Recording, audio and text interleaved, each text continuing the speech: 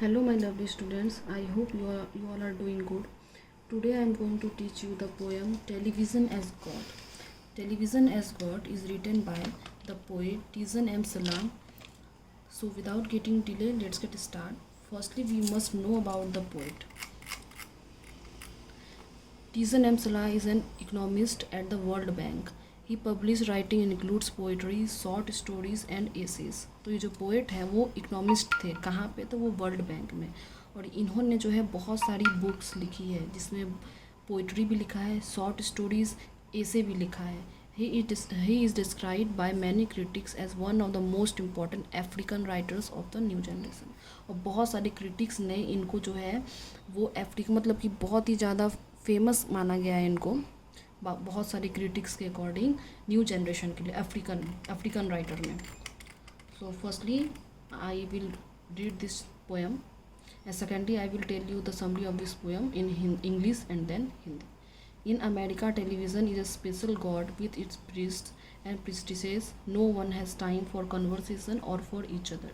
Television works in the remote crania of every high class pleaser, and the daisies by my apartment window, tall yellow as the fingers of the sun.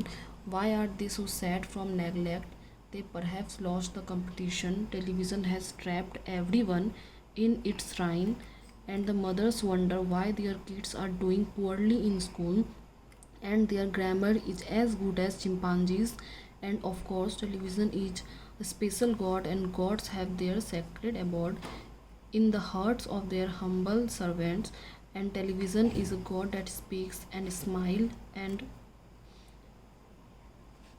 I am not able to see this word. Yes, and emotions are fortified as such odd iron cloths, and the truth of the world is accessed through the superficial words of the interpreters. Now I am going to tell you the summary of this poem in English. In this poem, the poet compares the television with God because television has the same power like God. Television can also transform people's mind, means manipulate people's mind. Poet makes a television set like an evil which controls the brains of children. Now I am going to tell you the summary of this poem in Hindi. तो ये जो poem है वो America के बारे में है। तो वहाँ पे जो है in America television is a special God. वहाँ पे टेलीविज़न को है वो स्पेशल गॉड जो है वो माना जाता है।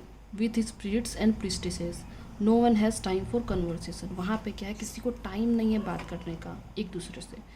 Television works in the remote crannies of every high class place, and the daisies by my apartment window, tall yellow as the fingers of the sun. Why are they so?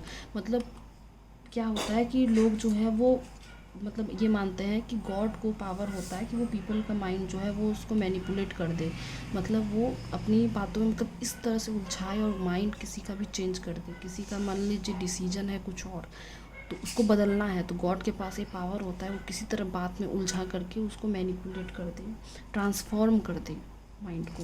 तो उसी तरह यहाँ पर टेलीविज़न को माना गया कि television को भी सेम पावर है गॉड के जैसा। और जो मदर्स है वहाँ की वो सोचती है कि उनके जो किड्स है वो इतना जो है वो पुअरली क्यों कर रहे हैं, स्कूल में पढ़ाई में पीछे क्यों जा रहे हैं। उनका जो ग्रामर है वो बिल्कुल अच्छा है किसके जैसा, तो चिंपांजीज़ की तरह। क्योंकि वहाँ पे टेलीविज़न इज स्पेशल गॉड, वहाँ पे टेलीविज़न को बहुत ही ज़्यादा स्पेशल गॉड माना जाता है। और वहाँ के लोग जो है वो धीरे धीरे प्रीस्ट से जो है वो चर्च से जो है वो दूर जा रहे हैं, टेलीविज़न में चिपके रहते हैं। उनको रियल लाइफ से कोई मतलब नहीं है, वो टेलीविज़न को ही गॉड बना लिए हैं। तो यहाँ पे जो है वो बताया गया है, पोएट ने बताया है टेलीविज़न का इविल साइड के बारे में।